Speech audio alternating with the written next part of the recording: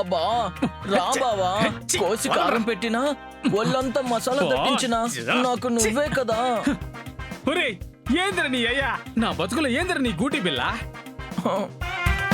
చూడు, మెల్లో బిల్ల కట్టాక గూటి బిల్లైనా తొక్కుడు బిల్లైనా నీతోనే ఆడాలి కదా బావా.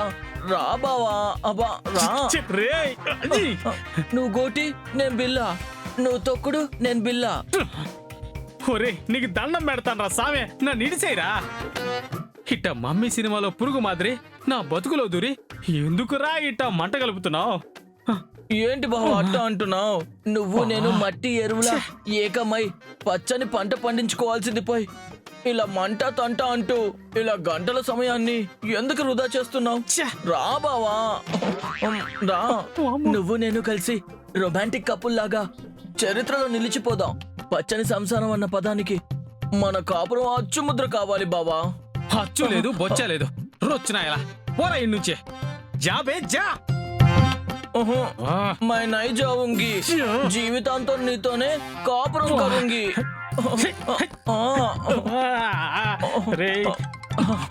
ఆగరా. హలో అక్కాయ్, ఈ బేబీగాడు నా పురుష సర్టిఫికెట్ ని నమిలి మింగేసేలా ఉన్నాడు. ఇప్పుడు ఏంది నా పరిస్థితి? సర్టిఫికెట్ వాడి చేతిలోనే పెట్టేసి వెళ్ళి కాపురం చెయ్యి. ఇంక నీకు వాడే కరెక్ట్. పనికి మళ్ళా సన్నాసి. అక్కాయ్, అసలే గాయంతో ఉంటే దాని మీద కారం జల్లుతావేందే? కారం కాక నువ్వు చేసిన దరిద్రాలకి మీద పన్నీరు తెచ్చి చల్లాలా? సన్నాసి ఎదవా. దొరికిన అవకాశాన్ని పాడు చేశావు. ఆఖరికి చేతికి చిక్కిన దాన్ని అడవికి తీసుకువెళ్లి కనీసం టచ్ కూడా చేయకుండా తిరిగి పంపించేశావు. ఇలా ఏం చేయలేనప్పుడు ఇంకా ఎందుకురని ఏదో బతుకు. పోయి ఆ బేబీగాడితోని బతికి. అక్కాయ్, నేనేదో చేతగాక ఓడిపోలేదు. పరిస్థితులాట ఏర్పడ్డాయి. నన్నే చేయమంటావు చెప్పు? ఉత్తమ విలన్ మాదిరి దామినిని ఎట్టాగైనా సొంతం చేసుకోవాలని ట్రై చేసుండాను. కానీ ఆడెవడో హాలీవుడ్ హీరో మాదిరి ఎంటర్ అయ్యి లాస్ట్ మినిట్ లో మొత్తం అంతా పెంట చేస్తున్నాడు. ఇంకా చాలా ఆపు. అక్కాయ్, ఈ బేబీగాడు కొండ శిలువ మాదిరి పట్టేసి ఏదేదో చేస్తున్నాడు అక్కాయ్. ఎదవా కరెంటు స్విచ్ మాదిరి ఎక్కడెక్కడో నొక్కేస్తున్నాడు అక్కాయ్. బావా నీతో తర్వాత మాట్లాడతాను. రే నీ అబ్బా, ఇట్ట చేసి కిల్లీలా నమిలి మింగేస్తావా ఏంది? ఒరే నీకు దండం పెడతానరా, నన్ను వదిలేరా. అలా కాదు బావా, ప్లీజ్ రా బావా రా. రా రమ్మంటుంటే.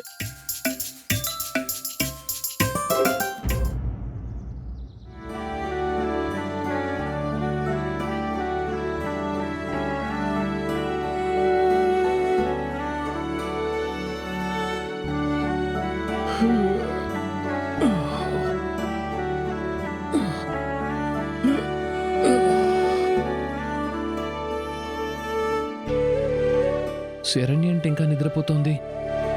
ఈ పాటికి ఎప్పుడూ లేస్తుంది. శరణ్య, శరణ్య లెగు, తెల్లారిపోయింది.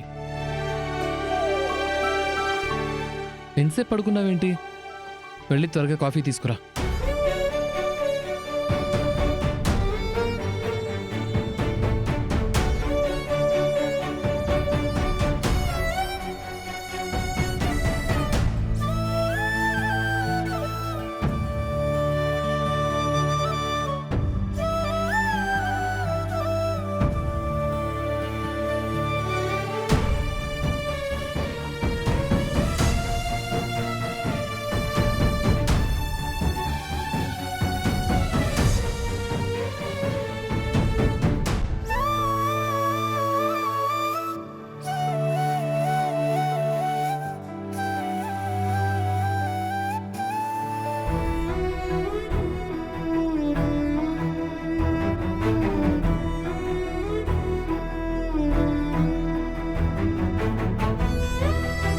శరణ్య, ఏమైంది ఇక్కడ పడుకున్నావు? ఇంకా నిద్ర వస్తుందా? ఒళ్ళంతా భారంగా ఉందండి, నీరసంగా ఉంది.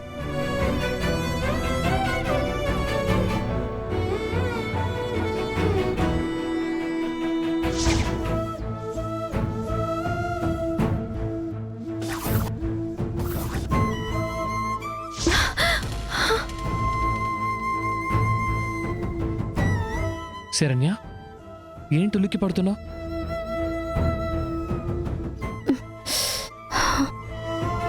అరే ఒళ్ళంతా వేడిగా ఉందేంటి?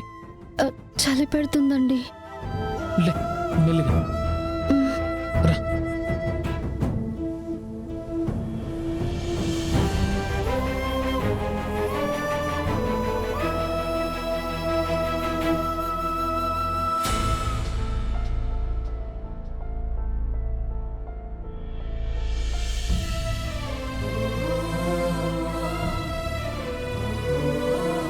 అమ్మా అమ్మా